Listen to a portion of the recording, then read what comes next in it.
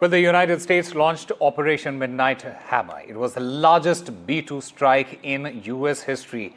How did the United States strike Iran in just 25 minutes? The Pentagon has been calling it an overwhelming success. They say that they gave Iran 60 days to make a deal, but they did not respond. As we mentioned, it was the longest B-2 bomber mission since 2001. NDTV's Tony Waterman gets us the details.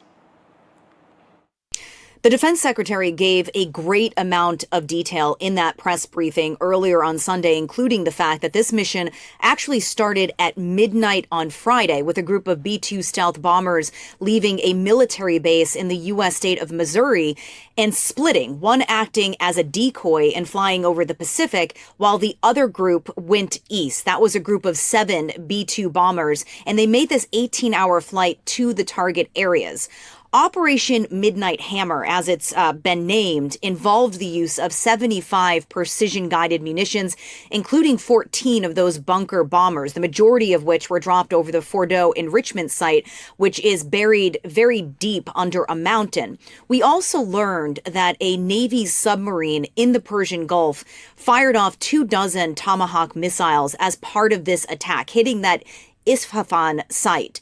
Pete Hegseth says that this total operation lasted 25 minutes, and he says that these B-2 bombers went in and out without the world knowing, that there was no shots fired from the Iranian side. And he also says that the objective of this operation was not about regime change in Iran, but about taking out Iran's nuclear capabilities. There has been a little bit of wordplay here on whether or not that is exactly what took place. The president, in a national address on Saturday night, said the sites had been completely obliterated, but General Dan Kane, who is the chairman of the Joint Chiefs of Staff, said in this press briefing that there is a battle damage assessment going on, and that the initial assessment is that all 3 of these sites were extremely damaged. But he said that it's too soon to say whether Iran still retains some nuclear capability. We did see these satellite images showing a caravan of lorries at the site in the days ahead of these strikes. So it's feasible